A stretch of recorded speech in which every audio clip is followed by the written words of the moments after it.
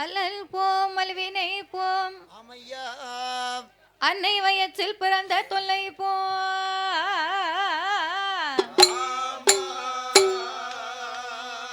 போகா துயரம் போம் குணமான் மருணை கோபுரத்துள்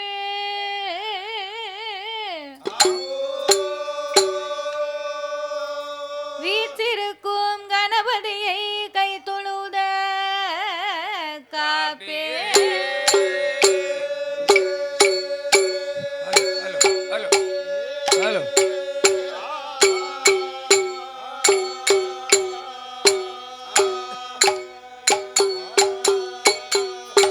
வாக்குண்டாம் நல்ல மனதுண்டாம் வாமலராய் நோக்குண்டாம் மேனி நொடுங்காது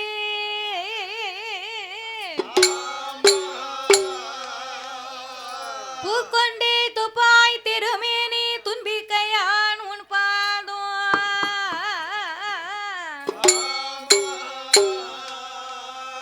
தப்பாமல் சார்பார் தமக்கே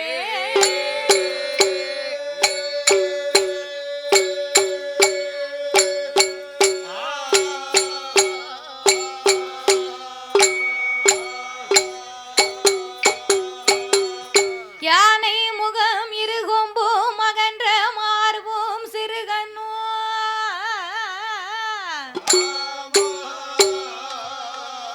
பானை போல் பெருவ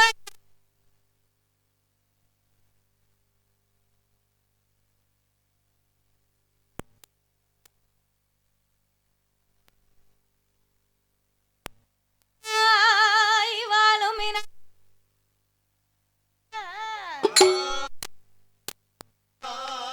நானே உமது பாதம் பணிவேன் என் நாவில் வந்துதிப்பாய் ஓம் கணபதி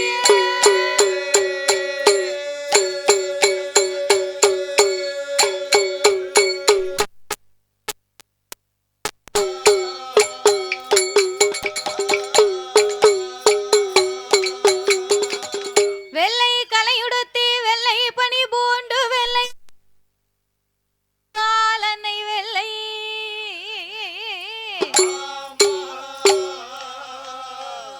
வெள்ளை அரியாசனத்திலே அரசரோடு என்னை சரியாசனத்தில் வைத்த எந்தாய்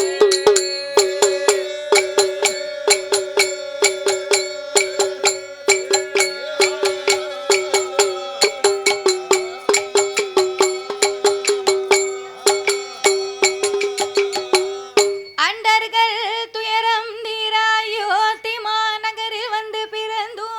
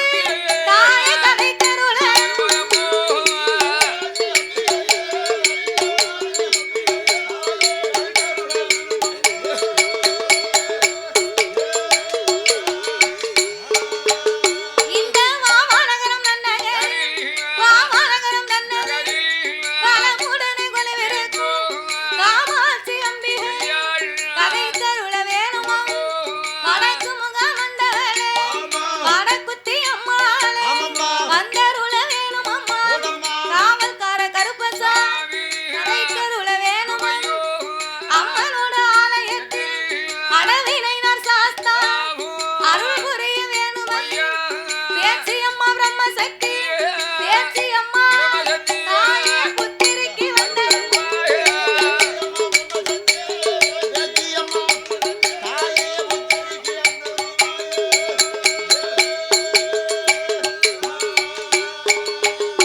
எம்மா பேச்சி அம்மா பிரம்மசக்தி புத்திரிக்கு வந்தருள்வாயே பேச்சி வச்ச திருமகன் பேரு வச்ச மாயா சிவல பேரி சுடலாயி சிவல பேரி இந்த சிறுமிக்கு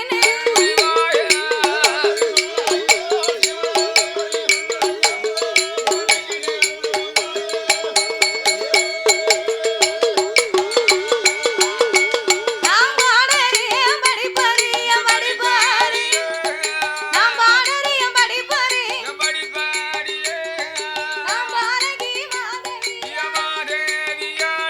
என் பாட்டி உள்ளே வகையறி நாம் பாடறிய நாளை தந்தி அடிக்க வைத்தார் அம்மா அப்பா நான் ஏடறிய எழுத்தறி ஏட்டி உள்ளே வகையறி நான் ஏடறிய நாளை தந்தி எழுத வைத்தார் என் குரு வில்லிசை அறியாத நாளை தந்தி அறிய நாளை தந்தி விவரம் செய்தார் என் குரு ஐயா விவரம் செய்தார் என் குரு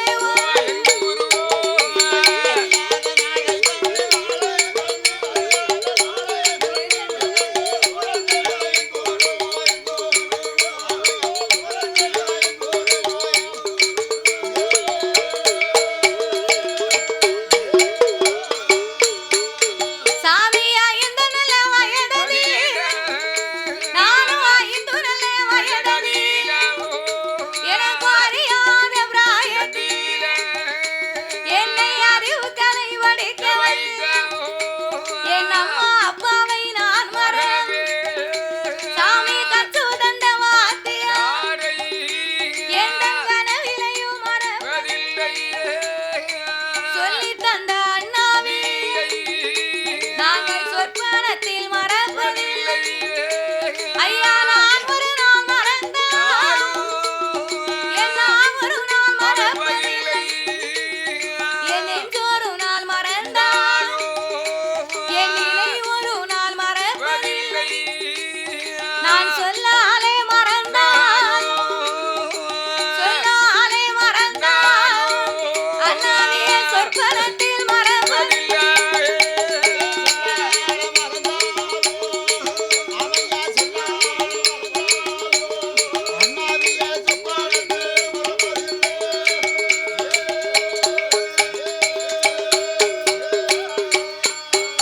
சாமி கச்சு தந்த வாத்தியார் கச்சு தந்த வாத்தியார் அண்ணாவி குருவன் யாரு என்று வார்த்தவன் தென்னிந்திய தேசமே தென்காசி மாவட்டத்தில் செந்தாலை புச்சொலி சீவனல்லு நகரில் மாநிலம் அங்காதி வச்ச மாநிலம் அங்காதி வச்ச ஐயா மாடசாமி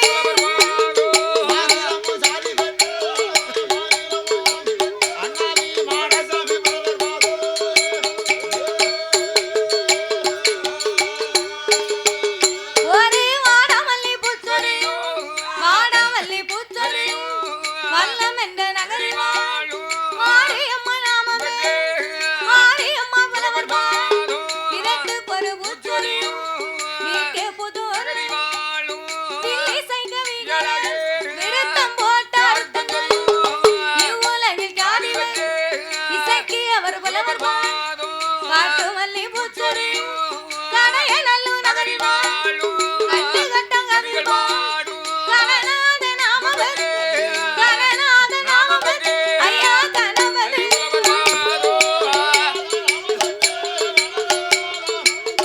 ஐயா கணபதி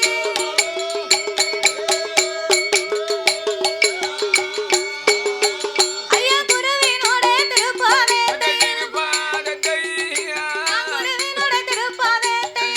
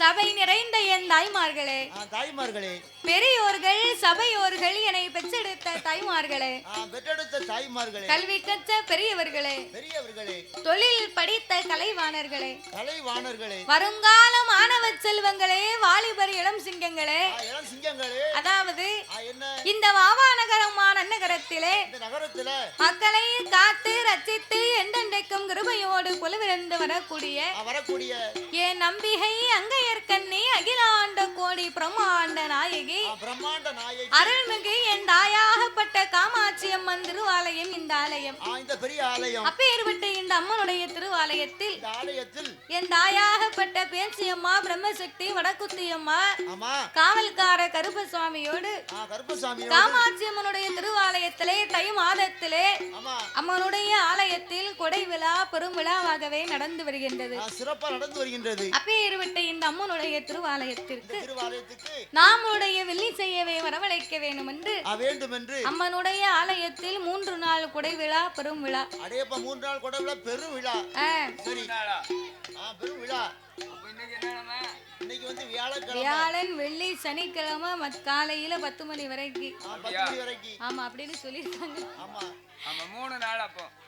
சரி இருக்கட்டும். அப்பேற்பட்ட இந்த அம்மனுடைய திருவாலயத்திற்கு நாமளுடைய வெள்ளி செய்யவே வரவழைக்க வேண்டும் என்று அன்போடு நாமல் 6 பேர்களையுமே இந்த ஆலயத்திற்கு வரவழைத்து உள்ளார்கள். நாமலை வரவழைத்த அனைவர்களுக்கும் அனைத்து அன்பு உள்ளத்திற்கும் நாங்கள் நன்றியை தெரிவித்துக் கொண்டு எந்த ஒரு ஆலயத்திலையுமே தம்பி சத்தம் போடாங்க, எந்த ஒரு ஆலயத்திலையுமே முதலாகவே நாமல் வெள்ளிசை ஒன்று ஆரம்பிக்கிறோம்னு சொன்னா அது எந்த ஒரு கோவிலாக இருந்தாலும் எத்தனை பெரிய தெய்வமாக இருந்தாலும் அந்த ஆலயத்திலே முதலாகவே சாஸ்தாவினுடைய திருக்கதைகளைத்தான் ஆரம்பிக்க வேண்டுமா? ஏன் அப்படின்னா நம்ம எல்லாம் தாய்க்கும் தந்தைக்கு வந்து பிறந்த சாதாரணப்பட்ட மானிட மனுக்கள். ஆனால் என் தருமஞான சாஸ்தா அப்படி அல்ல. அரிக்கும் சிவனுக்கும் ஆணுக்கும் ஆணுக்கும் அப்பாவுக்கும் பிறந்த பிள்ளை. அப்பேற்பட்ட அரிகர புத்திரன் தருமஞான சாஸ்தா வந்து பிறந்தாத்தான் அனைத்து தெய்வங்களுமே இந்த ஆலயத்துக்கு வருமா? ஆகையினால் சாஸ்தாவின் கதைகளை நாங்கள் பாடும்போது அதோடு மட்டுமல்லாமல் இன்னைக்கு ஆலயத்திற்கு 1வது நாள் குடியழைப்பு. குடியழைப்புனா என்ன? உனக்கு பாட்டுல போட்டா தானே நல்லா இருக்கும். அங்கிட்டு இங்கிட்டு லாத்துன்னு வை, பின்னால கிடங்கு தோண்டி போட்டிருக்காங்க. தெரியாமல ரோட்ல வரோம். ஆமா, கிணத்துக்குள்ளே போய் விழுதியே. கிணத்துக்குள்ள நாங்க விழுதோம், நீங்க குடியாத போய் விழுங்க. அப்படியா? நம்ம நினைக்கும் ஏதாவது சரக்கு அடிச்சவங்க ஏதாவது மேல கீழே பேசிட்டாங்கன்னு வை, அப்ப ஒரு ஆளு சொல்லும் தண்ணிய போட்டு ஏதாவது பேசிடுவான்ப்பா நீங்க விட்டுருங்க அப்படிம்பாங்க. அப்ப தண்ணிய போட்டு என்ன வீடு தெரியாம பசலையா போய் விழுதாங்க? நேரா வீட்டுக்கு வர தெரியுது. பசல விழுந்தாலும் நாங்க எப்படி விழுவோம் தெரியுமா? நடு ரோட்ல விழுவோம். அவன் 2 சைடும் பைதா போயிரும். குறுக்க மறுக்க விழுந்தா தான் நல்லா இருக்கும். குறுக்க படுக்க மாட்டோம்டா.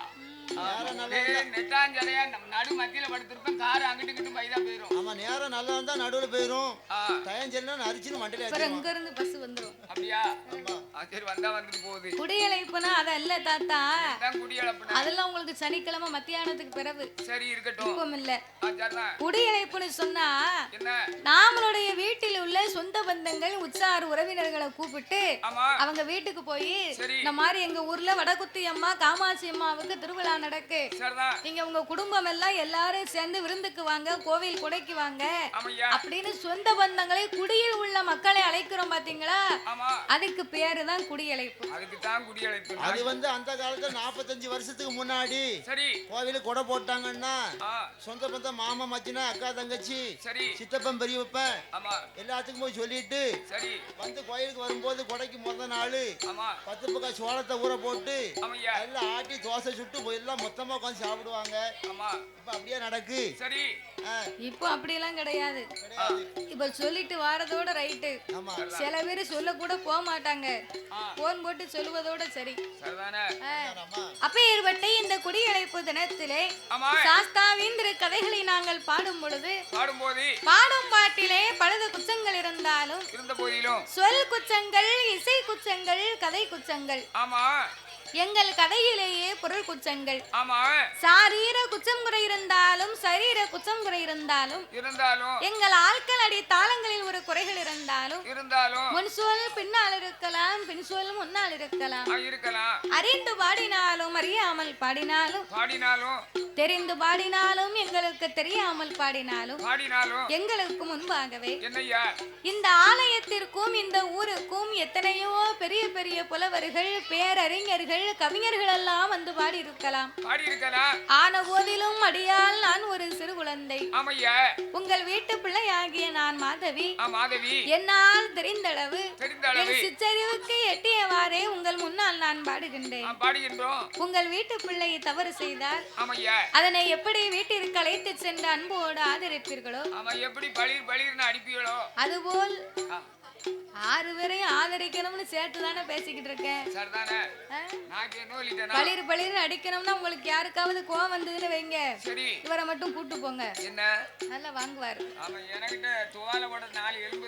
ஆமா, தோலை உரிச்சிட வேண்டியதானே.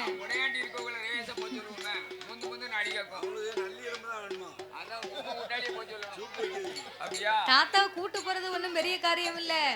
காலையில 10-15 இட்லி சாப்பிடுவாரு. அதுக்கெல்லாம் துட்டு இருந்தா கூட்டு போங்க.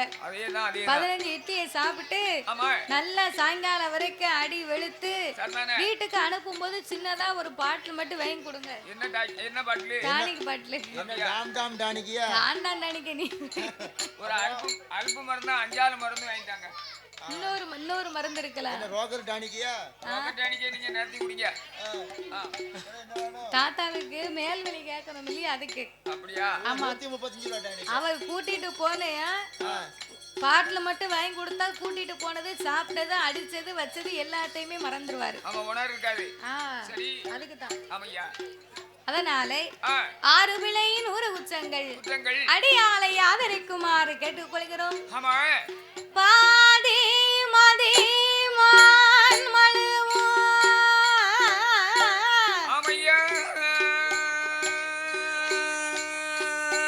கங்கையோடு பாம்பணிந்து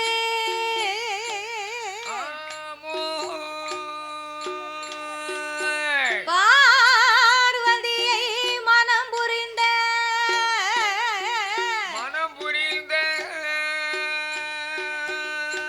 ஆதி சிவன் மோகமது கலிதமாகி அச்சுதன் என் பெருமான் இருகரத்தினால் எந்த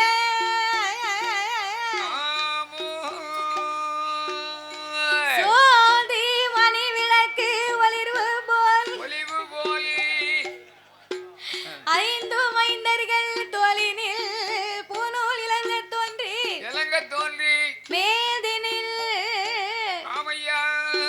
அரிக்கும் சிவனுக்கும் அறிகிற உத்திரனாகவே பிறந்த தருமன் ஞான சாஸ்தாங்கதையை பிரித்து சொல்வோமே.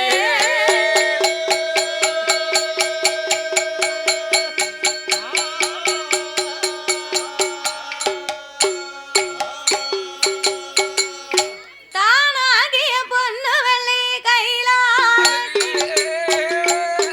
தானாகிய பொன்னு வெள்ளை கைலாசத்தில் ஐயோ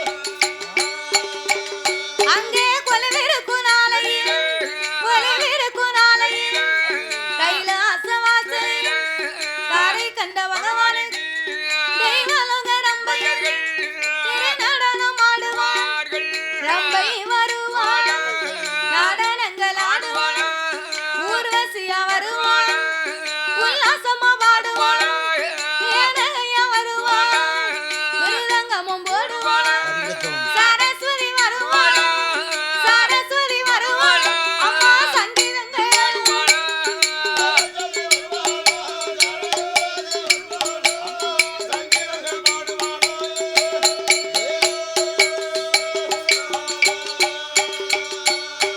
அப்பேர்வட்ட இறைவன் வாழும் அந்த கைலாச வாசலில் ஆமையா ஆண்டவனாகிய சாத்தாதி சிவபெருமானோடு சிவபெருமானோடு யானை தோல் போர்வையும் புலி தோல் ஆசனங்களோடு ஆசனங்களோடு சக்தியோடு ஆண்டவன் கையிலே கொலுவிருந்து வருகின்றார் அழகா கொலுவிருந்து வருகின்றார் அப்படி கொலுவிருக்கும் இறைவனாகிய சிவபெருமான் 14 உலகத்தையும் இறைவன் படைத்து அழகா படைத்து 224 புவனங்களையும் ஆண்டவன் படைத்தார். படைத்தார் 7 சப்தா சாரங்களாகப்பட்ட கடல்களை படைத்து கல்லுக்குள் இருக்கும் தேரையவும் தாயார் கரு பையுக்குள் வாழும் சிசுவையும் முட்டைக்குள் உருவாகும் குஞ்சியவும் ஆண்டவன் படைத்து ஓர் அறிவு முதல் 6 அறிவு படைத்த நாமலை போன்ற மானிட மக்களை படைத்தார். குறையா இருக்கும்.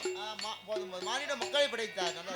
நாமலை எல்லாம் ஏன் படைத்தார், எதற்கு படைத்தார்? நம்மளெல்லாம் ஆண்டவன் எதுக்கு தான் படைச்சாரோ தெரியல. என்ன பாடுபட வேண்டிய இருக்கு. ஆமா, குழந்தைதான் சாப்பிடலாம். எதுக்கு படைச்சாருன்னா நல்ல வேலை பார்க்கணும், நல்லா சாப்பிடணும். மனுஷனா நம்ம பிறந்து வளர்ந்தோம். சரி, 25 வயசு ஆச்சு. ஒரு கல்யாணத்தை முடிச்சு வச்சாங்க. சரி, கல்யாணம் முடிச்ச பிறகு சும்மா இருக்க முடியுமா? என்ன செய்ய முடியும்? ஒண்ணும் செய்ய முடியாது. நல்ல வேலைக்கு போகணும், உழைச்சு சாப்பிடணும். 2 பிடியில் ஆகி போகுது. ஆமா, 2 பிடியில் ஆகி போகுது. சரி, அந்த பிள்ளைய பெத்து விட்டா சும்மா விட முடியுமா?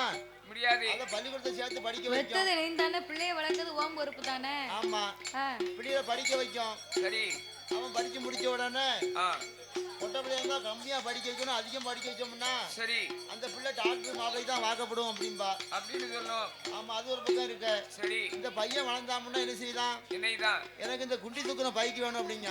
அது என்ன அப்படி வண்டி? பெட்டி தூக்குற வண்டினா அது 3 லட்சம் 4 லட்சம் இருந்தா தான் வாங்க முடியும். அந்த வண்டி வந்து 10 கிலோமீட்டர் தான் 1 லிட்டர் கிடைக்கும். சரி, அந்த வண்டி வேண்டாம்னு சொன்னா கேட்கானா? கேட்க மாட்டான். பிடிவாதம் பண்ணுதான். சரி, ஓய் ஒண்ணு நீங்க வில்லடிங்க. மனுஷனா பிறந்து எவ்வளவு கஷ்டப்பட வேண்டியது பாத்தீங்களா? அதானையா, அதனால அதான் கஷ்டப்பட்டு சொன்னேன். ஆண்டவன் நம்மள இதுதான் படைச்சாரோ தெரியும். மண் உலகிலே ஆண்டவன் மனிதர்களை எல்லாம் ஏன் படைத்தார் தெரியுமா? தெய்வத்தினுடைய உருவத்தை நாம் எல்லாம் தெரிந்து கொள்ள வேண்டும் என்று சிவனுடைய வடிவத்திலே இதோ நின்று கொண்டிருக்கிறார்களே, நாமளை பெற்றெடுத்த தந்தையை படைத்தார். அம்மா சிவசக்தி இருக்காளே, இந்த காமாட்சி அம்மா, இந்த அம்மாளுடைய வடிவத்திலே சபை நிறைய அமர்ந்து கொண்டிருக்கிறார் பாருங்க. நாமளை 10 மாதம் சுமந்து பெற்று எடுத்த தாய்மார்களை படைத்து சிவன் வடிவத்திலே ஆண்களையும் சிவசக்தியின் வடிவத்திலே பெண்களையும் படைத்து ஆணென்றும் பெண்ணென்றும் ஆண்டவன் அகில உலகத்தை உண்டு பண்ணினார். அதிலே மரம் செடி கொடி பயிர் புல் பூண்டு இலை தாவரங்களோடு ஆடு மாடு. நீங்க வச்சதே போதும், நல்லா இருந்துச்சு. ஆடு மாடு கண்டுகாடைகள் அதனையும் படைத்து 14 உலகத்தை ஆண்டவன் மொத்தம் 3ஆகவே பிரித்தார். அதலை சுதலை ஆதி பாதாள உலகம். அதலை சுதலை ஆதி பாதாளம் என்றால் என்னம்மா? அதலை என்று சொன்னால் ஆகாய உலகம். ஆகாய உலகம். சுதலை என்று சொன்னால் என்ன தெரியுமா? நாமல் அனைவர்களுமே வாழக்கூடிய இந்த மத்தியலோகம். ஆதி பாதாள உலகம் என்று சொன்னால் நாமளுக்கும் கீழே ஒரு உலகம் உள்ளதா? நமக்கு கீழே ஒரு உலகம் இருக்கு. அப்பேற்பட்ட ஆதி பாதாள உலகத்தில் அசுர அரக்கர் குலத்துக்கெல்லாம் தலைவனாகப்பட்ட அந்த ரிஷியமுகா வர்ணனும் இரத்த கண்ணையும் பெற்ற திருமகன் அவன் பெயருதான் வல்லரக்கராட்சுதன். அவன் எப்படி வளர்ந்து வருகிறான் தெரியுமா? எப்படி? வல்லரக்கராட்சுதன்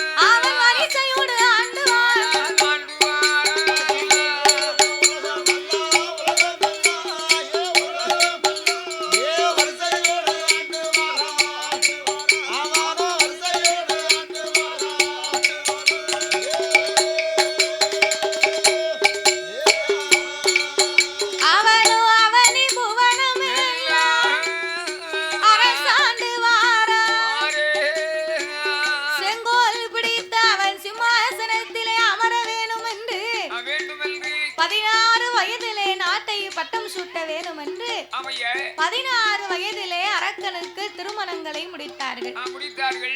ஏன் திருமணம் முடித்தாங்க? 16 வயது எதுக்குமே ஆகாத 16. அந்த 16 வயதிலே பட்டத்தை சூட்டினார். 16 வயதிலே முடிக்கும் கல்யாணம் அது ஒரு செல்ல கல்யாணம். செல்ல கல்யாணம். இவனுக்கு கல்யாணம் முடித்தாதான் பெரிய ஆள் அப்படிங்கிற பட்டம் கிடைக்கும். அப்பந்தான் நாட்டு சிம்மாசனத்துல போய் அமர முடியும். அதனாலே அம்மான் மகளாகிய பவளக்கன்னியை கொண்டு வந்து அரக்கனுக்கோ திருமணங்களை முடித்து காலையிலே கல்யாணம் முடித்தார்கள்.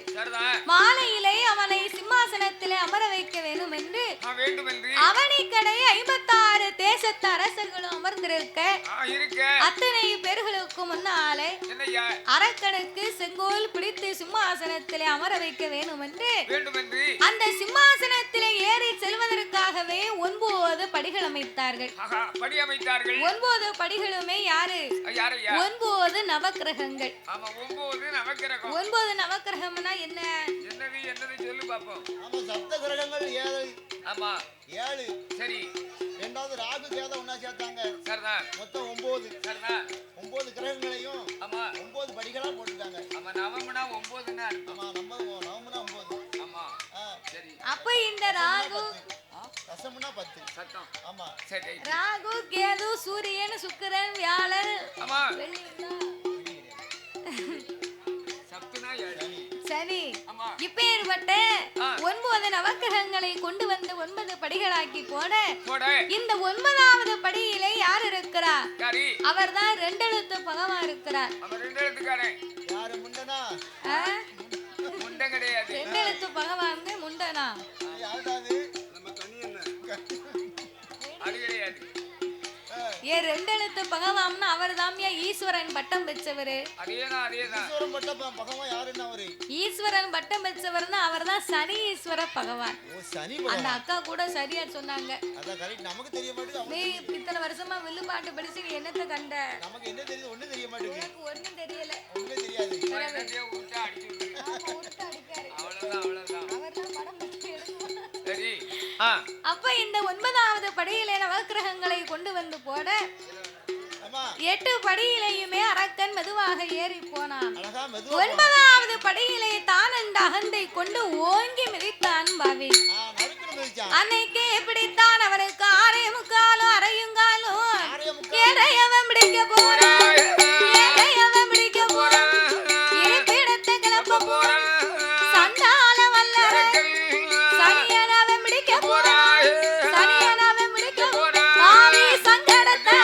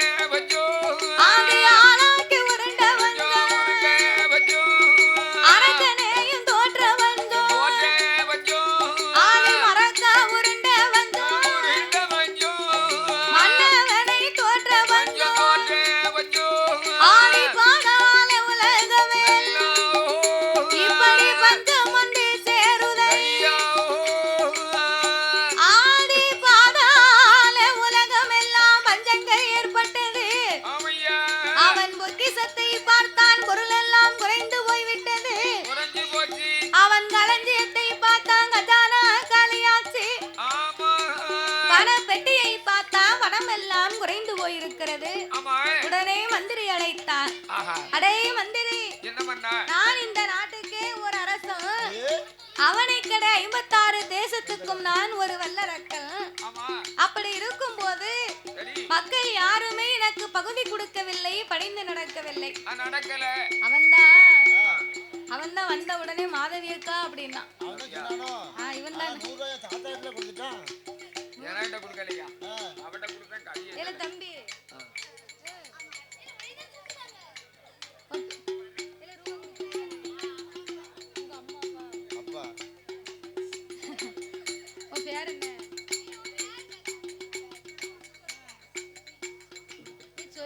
தங்கச்சி வயசுக்கு வந்துடும் உங்களுக்கு. ரொம்ப நாள் ஆகும் உங்களுக்கு.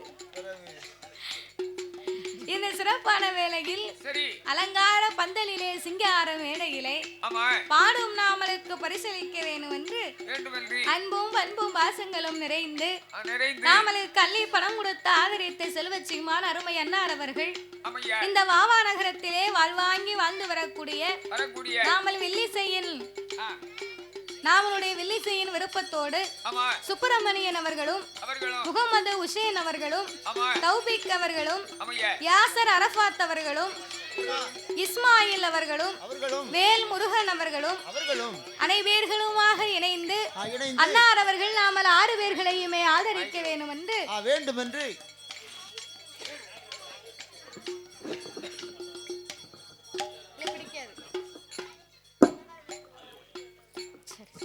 நாமல் 6 பேர்களையுமே ஆதரிக்க வேண்டும் என்று நாமளுடைய வில்லிசையின் ரசிகராக அன்னார் அவர்கள் நாமளுக்கு முதலாகவே 101 லட்சத்தை அன்பளிப்பாகவே அள்ளி கொடுத்து உள்ளார்கள். அவர்களுக்கு அடுத்தபடியாக பரிசளித்த செல்வ சீமான் நீ சொன்னதே கேட்கல.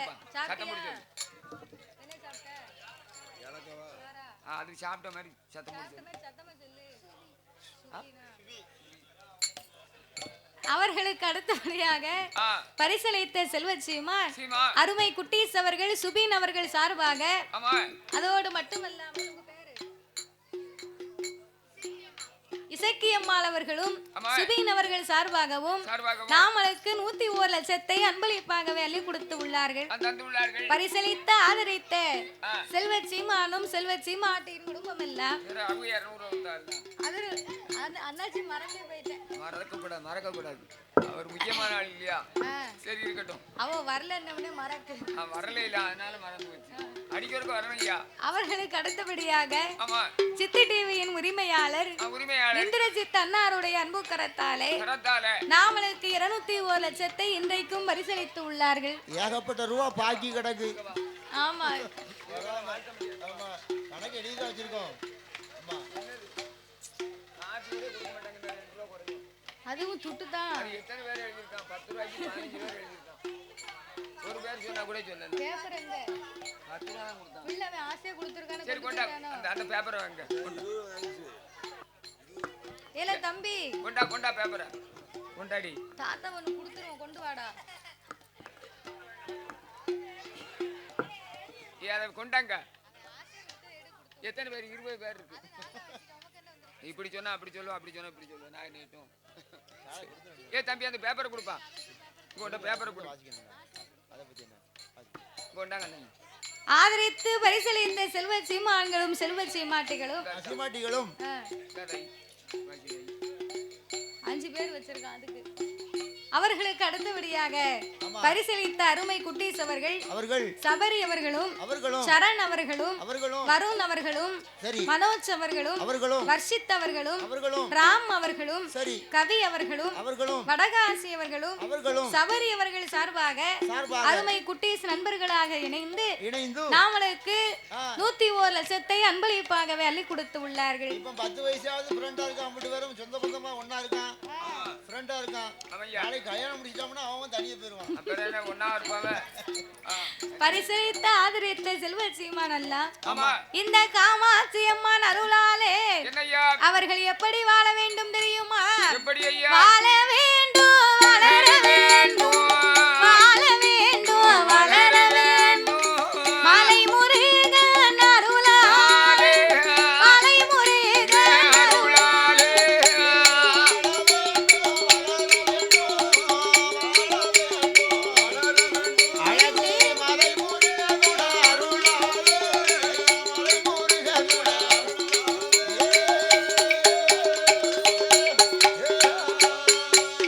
அவர் ஒன்று பட்டு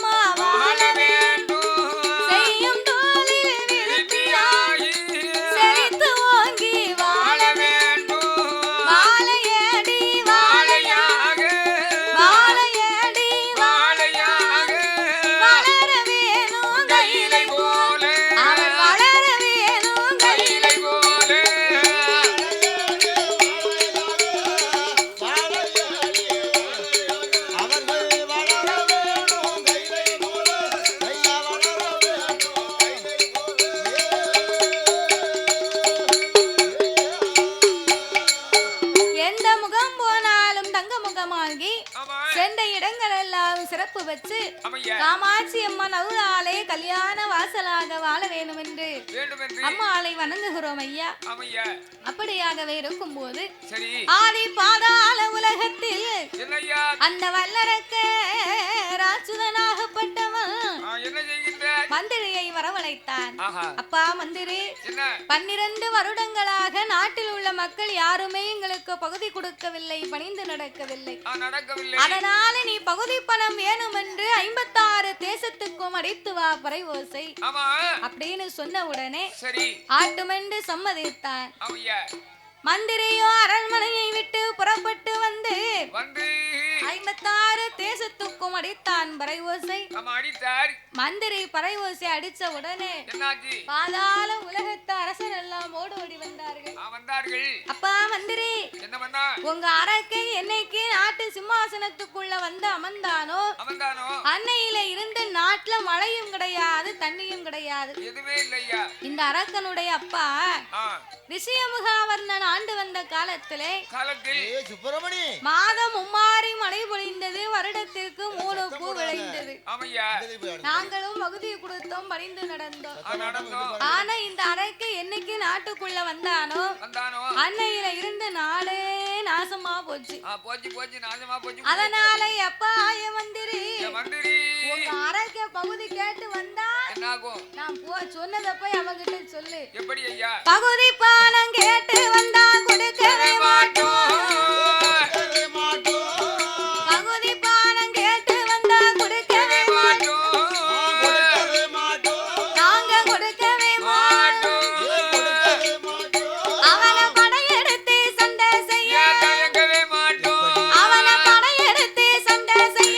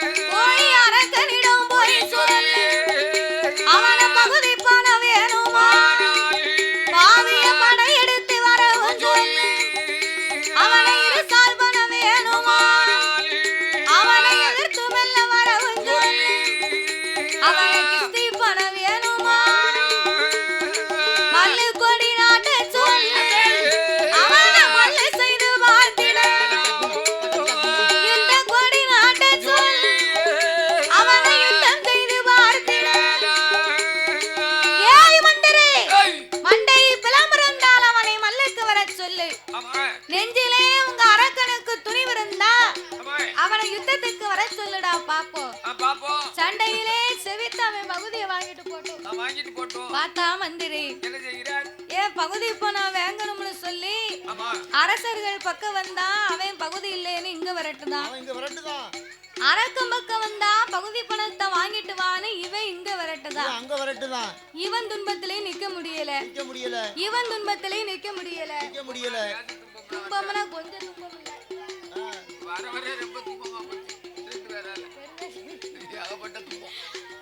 இவன் துன்பத்திலே நிக்க முடியல, இவன் துன்பத்திலே நிக்க முடியல. நிக்க சமாளிக்கணும். அவனை இவனேன்னு நம்ம ஏன் அலையணும்? எதுக்கு அலையணும்? பேசாம இவனை காட்ட பார்த்து எங்கேயாவது அனுப்பணும். அனுப்பிடணும். பார்சல் பண்ணிடுவோமா?